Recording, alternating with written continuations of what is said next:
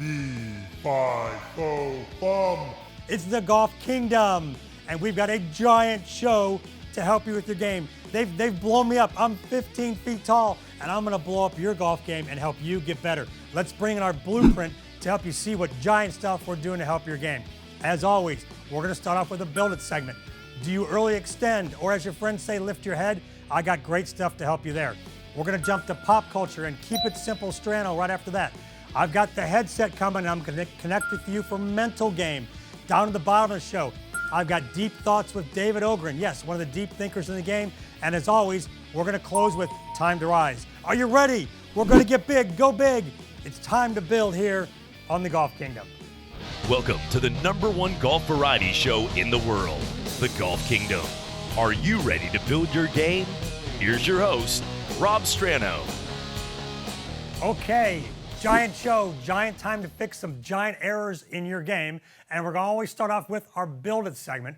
We're gonna help you build better impact and kind of dispel a myth of things your friends tell you, which is you lifted your head at impact. We call it early extension in coaching, early extension being the tail coming in, which makes the spine raise, and what your friends would say, your head comes up. But that's not really what happens. So let's get about building this. I'm gonna explain it first so we're really clear what we're talking about, and I'm gonna tie it all together with some drills. So Bear, give me the big picture here. So big picture. Let me explain early extension, or like I said, your friend saying your head rises. So if you lift your head, really, lifting your head in the downswing and be doing this, I'm lifting my head, but my back's not rising. My back's not coming up. I can come in here at impact, keep my rear end out, keep my back down, and lift my head, but that's not really what's happening, but that's what it looks like to all your uninformed buddies out there that are trying to coach you. What you want to understand is the phrase early extension. It means as I'm coming into impact, my tailbone is coming in. It usually stops my hips, and as you can see, my spine raises, my back comes up, and that's what makes my head rise. The problem with that is the club stands up. When the club stands up, it usually stops squaring and you whiffle it, kind of off to the right. You don't hit a very good shot. The other thing it causes is it causes a lack of power, because when I do that and stop turning, it's hard to keep extending and keeping the club going through fast. So that's what early extension is, or what your friends say is looking up. What you want to do is keep your rear end out and turn. At an impact, you can see here, impact, you can see both of my legs, or you could see both of my pockets if my handy dandy tool belt wasn't on. So let's talk about how do we fix it? What are our couple good drills to fix it? And we're going to use 2 chairs today to fix it. Here's what we're going to do. I'm going to put my grip here because I'm going to come back and show you that one, okay? But this one's going to involve a stationary chair, and it's going to involve a little piece of rope to help you get the feel for staying in this posture position. So let's come back to the tight view here. So I've got a little piece of rope. It's wrapped around the leg of this chair, and the drill is I'm going to pull it nice and tight. I'm not going to have it real long. I'm going to pull it tight, and as I go back, I'm going to pull my right hand closer to me. My left arm gets straighter and longer. Now here's the move I want to understand. I'm going to reverse it as I come through, and you can see when I do that, you can see that move where I stay in posture. Right there, you can see my side hip here pops out. You can see both of my legs, and you can see how I stay bent over in posture. It's hard to straighten up. I can't straighten up and pull on that rope. That rope stays pulled as I come through, and it gets me in this posture angle. It's a really simple drill to do. So let's come to the big view again here, Bear. Watch me do it again here. You can see it on the big view. I'm here, and simply I can just do this, and I can't stand up. I stand up, I can't make this move. So it's a little simple sawing back and forth move where I get into that position. Now, the one you can do at the club, and if you have chairs on your driving range, is you get a little stool out there, a little chair. You can maybe use your golf bag. Grab a club. I'm just going to demonstrate with the grip, but put your rear end up against a stationary object. It can be a bag stand, a chair, whatever, your golf bag, right there. And you're going to swing, and you're going to keep your rear end on there. My left cheek, my lead cheek is on that chair still. I am not coming off of it and doing that. And you practice this, and you get the feeling of your back staying down and staying in posture coming through. And you eliminate early extension. And you'll never hear your buddies say, hey, you lifted your head on that one. So 2 great drills in our Build It segment here to help you fight through early extension. When you video your swing, see if you've got this, and then apply these drills, and you'll fix it real quick. Well, it's pop culture time, and you know me, I love movie lines, catchphrases, all kinds of fun things, song lyrics to help you get a concept to help your game. And you know what, this is kind of a line that us boys heard from our dads growing up, and it's kind of a quote-unquote catchphrase. It's, son, will you get your head on straight? Well, in golf, it's kind of important to have your head on straight, not only to hit a good shot mentally, but to kind of understand and see where you're going. And I've had a lot of players recently at my academy for lessons that haven't had their head on straight. And it's been women and men and boys and girls. I want to talk about this getting your head on straight thing and understanding how it works. Now, real simple. When I just stand straight like this, my eyes and shoulders are level. When I hit a golf ball, it's not this way. This shoulder's down, this shoulder's up. And when I do that and tip my spine this way, see how my eye level changes and is like this? So my left ear's up, right ear's down, left eye's up, right eye's down, shoulders are inclined this way. I don't tip my shoulders and keep my head like this. But what happens is when I do that and I bend, I end up with a head that looks like this hitting a golf ball. That affects the lines I see when I look down on the ground. Now, Bear, we're going to go to the big view and you're going to see that now. I'm going to put my Bubba Whip sticks down here. And where's my other stick? It's right behind me. I'm going to show you how that little thing that I just demonstrated helps you upset your eye line. So when I get set up correctly and I get my tilt to the right here and my eye line and shoulder line match, when I get over the ball this way, this being my target line, and I do this, my eyes match that stick. Conversely, if I tip and then do that with my head, so keep my eyes equal, parallel to the horizon, but I tip and do that. When I get down here like this, my eyes are at this angle. See that? They cross. So if you video and the club's going out and across, it might simply be you got your head on crooked. So we're working on getting the head on straight. I see this one a lot.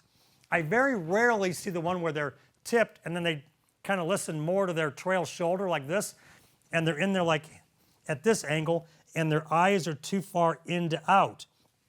Check your eye line. Check and make sure your head's on straight. It's a simple thing. You can take a still picture of yourself or have someone take a still picture of you. You can't take a still picture of yourself in a golf ball, but take a still picture, see how you are, and try to get in there and get this right. And I bet you it'll clean up not only your alignment and where you're aiming, but it'll clean up any path errors in your swing. Well, it's time for the KISS segment. Keep it simple, Strano. Mwah. Where we take a step back from the complicated stuff of golf and give you something easy to help your game. And it's a bonus one tonight. I got 2 things to help you with your game.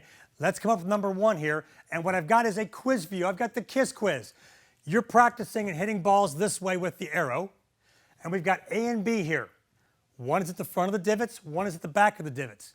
Which one is the correct way to hit a practice shot? From the front of your divots or from the back? Well, let me explain. Bring up the next picture. Bring up picture 2. The ball's in the front. So if you said A, here's the problem. You've got all this trash you've created behind your ball, all these old divots. So when the club's trying to come through, it's not a clean, nice area. Go to the second picture where we've got the correct answer. If you said B, you're right. We've got nice, clean grass behind it. Always pick up your leaves and your blades of grass. So you have a nice, clean spot for the club to go back and come into the ball. And you don't have that ball teed up on a chunk right in front. Now, there's a second KISS thing I'm going to give you. That's a fun thing, kind of from the tour.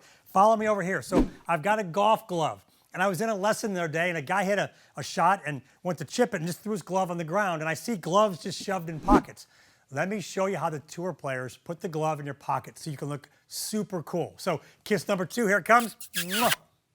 How to put the glove in your pocket. And I've got a nice glove here. It's not like the O.J. Simpson glove. So when you have the glove, you take it, the thumb will sit in, you'll fold it in like this, so the fingers are all in, and you're gonna take the logo side of the glove, where the Velcro is, and you're gonna put that against your body and slide that into your pocket. So all you see are 4 fingers sticking out like that. That's the cool way to do it right there. That's how you wanna do it. You don't wanna just shove it in your pocket, you know, and make it look like a mess back there. That's gross. So fold it in, Velcro in, right there, 4 fingers out. You look cool like a tour player. So we've double kissed you. Mwah, mwah. we've given you 2 things to help you practice right and then look cool at the golf course.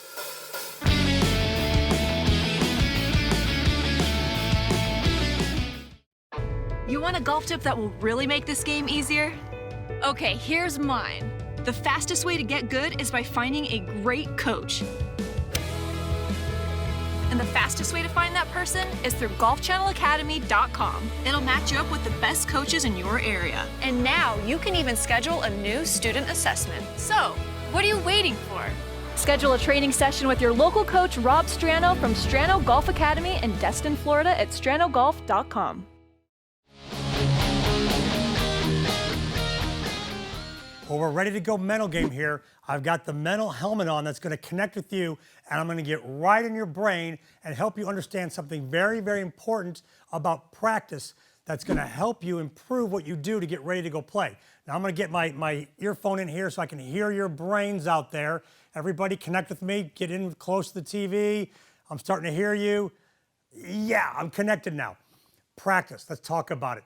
And I have this happen in playing lessons and when players are hitting balls and we're working on something and they're getting it and they've started to hit some good shots, is you'll hit a bunch of good ones and you'll say this just deadly phrase. You'll say, okay, one more.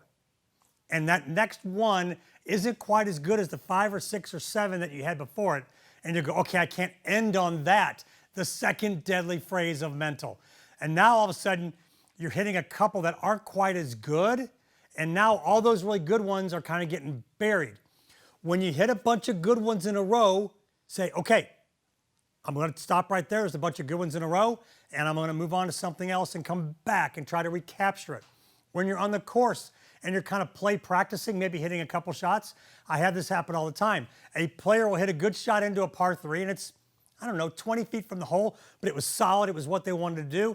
And they'll put their hand out like, throw me another one, coach. And I'm like, what do you mean? You just hit it to 20 feet from 180. That's a good shot. Get in the cart. Let's go up there and make a putt. It's no one more there. It's not I want to hit another one. We hit a good shot. If you hit a good shot on the course and then you try to hit another one and it's not as good or worse, now all of a sudden you're like, give me another one, and you've hit 4 and the first one doesn't exist. So I'm connected in your brains out there. This mental game stuff will help you.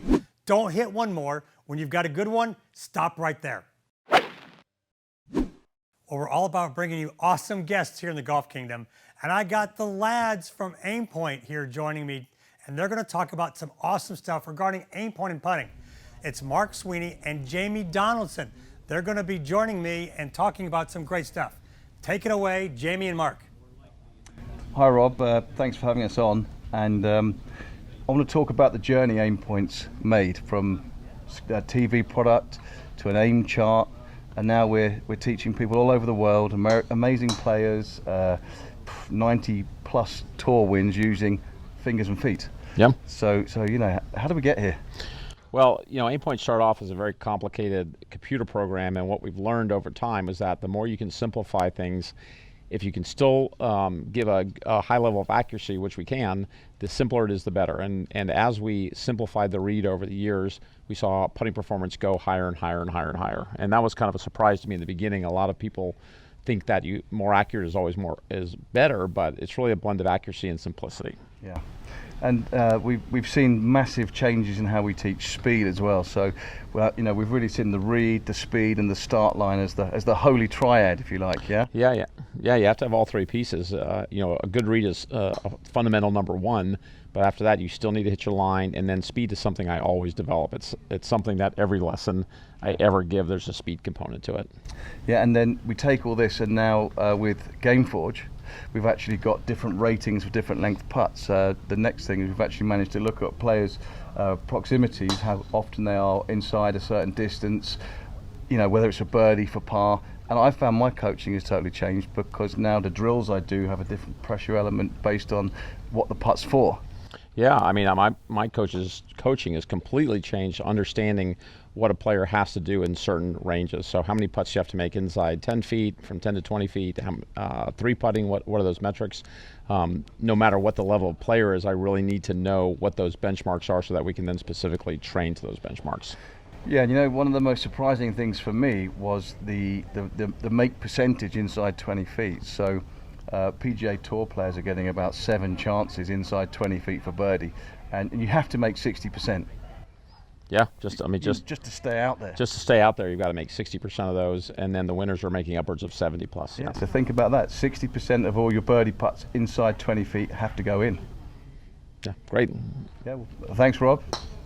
He talked about the Holy Triad. I got the Holy Duo of AimPoint sharing information with you. And one thing you heard was they talked about being simple with it, and that's green reading. The simpler you can, the more opportunity you have to make putts. Be sure to go out there and find AimPoint online, and make sure you check out Mark Sweeney and Jamie Donaldson and what they talk about to help your putting. Okay, let's talk a little putting here in the Golf Kingdom. And I'm on the really cool double green here at Kelly Plantation, the home of my academy in Destin, Florida. This is the flag on the 11th green, and over here you see this one right here. This is the flag on the 7th green. It is, gosh, it's got to be 50, 60 yards away from me. I'm going to make a point here about long putts. Now, you may not ever see one like this, except if you go to the old course at St. Andrews or on these cool double greens where you have 2 greens, 1 green for 2 different holes. But I'm a mile away here. And if I'm going to hit a putt over there, I have got to let that putter swing back. What I see from a lot of players is even on putts that maybe go 30, 40 feet, the putter doesn't get back far enough. Now, if I'm going to hit a putt that goes all the way over there, boy, I've got to let myself loose and let this putter really swing to let me knock it over there. Boy, I hit that one really good. Boy, it's on a good line. Look out. Turn in there. Oh, it just hit the edge of the hole. Little firm, rolled just past. Let me do it again, but watch how far I get the putter back on this and knock it over there. Okay, that one's got a little bit less speed. Let's see where it ends up. Rolling over there. Looks good. Rolling at it. Just a little short. But as you watch me, you can see on a long putt, I'm letting myself move a little because I've got to let the club swing. I can't keep myself rock still on a long stroke because then I don't move. It's a Ben Crenshaw thing, one of the greatest putters. He talks about on those bigger strokes, let yourself have some freedom to move so you can move the putter. So once again, a real long stroke. Watch me get back. The putter's going to swing back really far. I'm going to let myself move. And I can really whack it over there. So if you're on slow greens and you got to whack it, let the putter get back there and let it roll over there. How's that last one looking? Rolling over there pretty good. I kind of like those. There you go. A great tip for putting really long range putts. And I used our exaggerated double green here at Kelly Plantation to emphasize, let the putter get back, let your body move, and you'll be a better long putter on the golf course.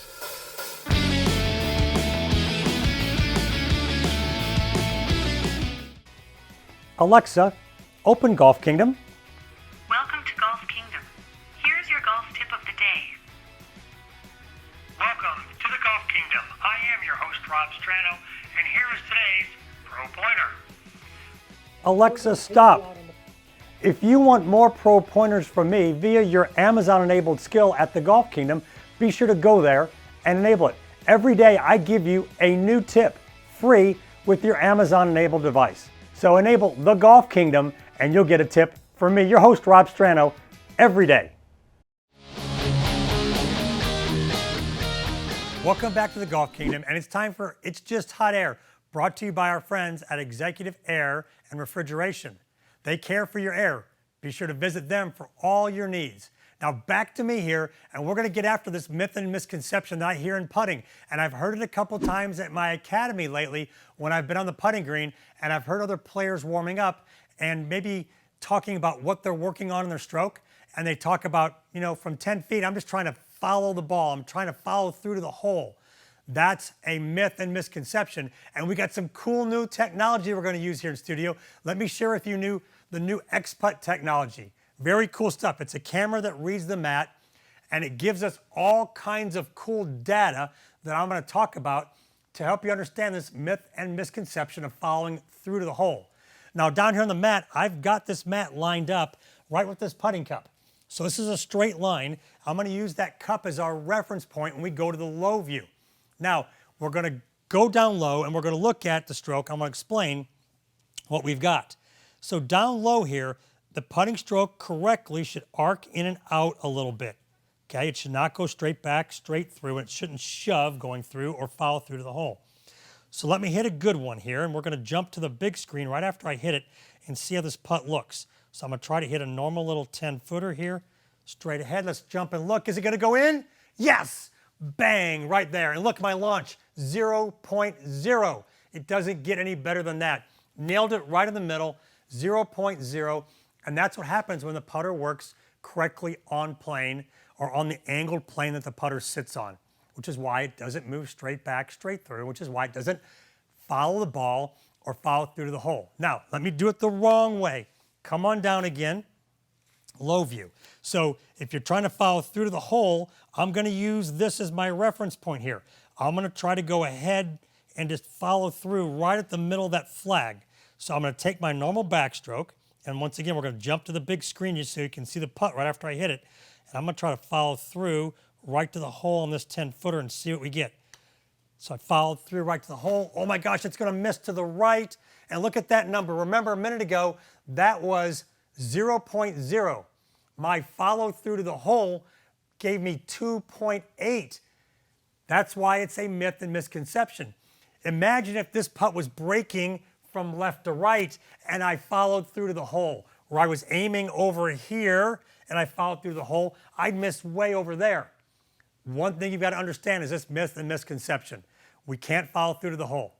That's not going to get the ball where we're going. It's got to work on plane on the arc.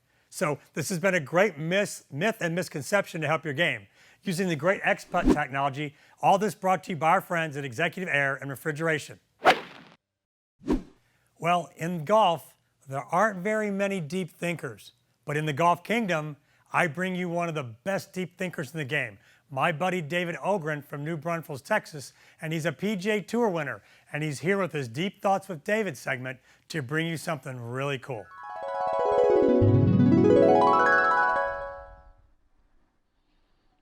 You know, I got to thinking the other day, cross-training. Obviously, we have TPI, and we got other things out there, Mach 3. But I got my badminton kit out with the racket and the shuttlecock and started whacking it around, and I got to be thinking, what a great game to teach both power strokes and touch strokes. You get to the end line and you have to drive the birdie deep and you just knock the snot out of it. You have to really have a good snap. And then to drop it over the net, you take your pipe or your racket and just kind of drop it over the net. Maybe we should put up a badminton net and just have my kids play badminton. Eye-hand coordination, power strokes, touch strokes, backhands, forehands. Yeah, I think maybe badminton might be a great cross-training game for golfers.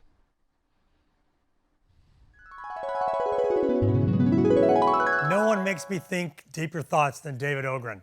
You can find him at davidogrin.com, or when you're in South Texas, run by his place in New Braunfels, and he will help your game and share with you some of his deep thoughts that will help you improve. Well, we've had a giant show here in the Golf Kingdom, and I'm going to tie it all together with a giant time to rise, where I'm not just going to help you with things related to golf and life, but I'm going to introduce to you the new thing. It's called a Golf Kingdom Difference Maker, and I'm even going to give out a Kingdom Crown here in the Time to Rise segment. So I'm going to tie this all together to start with a simple question. And it doesn't matter if it's life or it's kind of at the end of a round of golf. But the question is kind of a simple one, but it's something I want you to think about before you answer it. And the question is this: at the end of your life, what would you like people to come and thank you for doing? Let's just take it to golf first. At the end of the round of golf, what do you want your playing partners to remember you for at the end of the round of golf? Was it for some laughs? Was it for encouragement, support?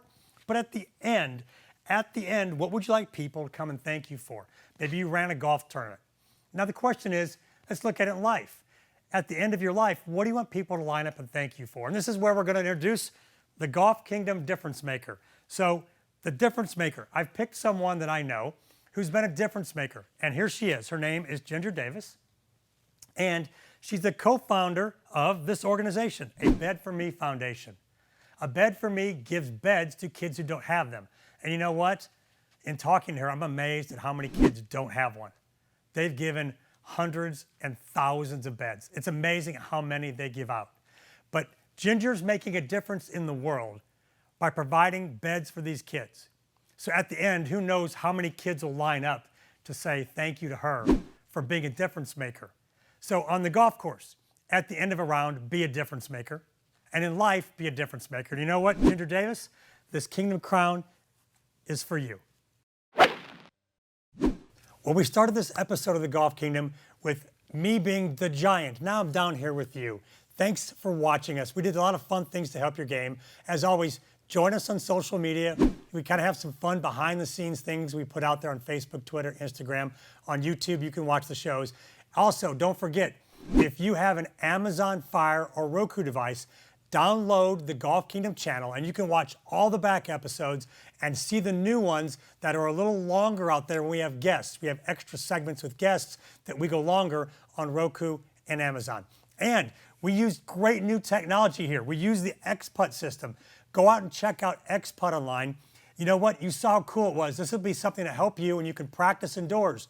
So if you're trapped, can't get out because of weather or business or something, your XPutt system is a great way to practice putting. Thanks again for joining me here on another episode of The Golf Kingdom.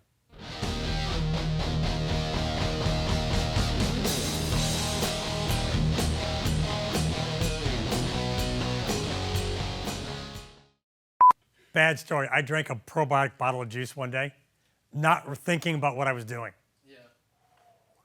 Things came out from the third grade. I was like, dang, that's the corn from third grade lunch. Wow. Help remember. I mean, do not drink a entire jug of probiotic juice, fruit juice. I've forgotten what it was. Oh, yeah. I was like, are we going to film this? Are we going to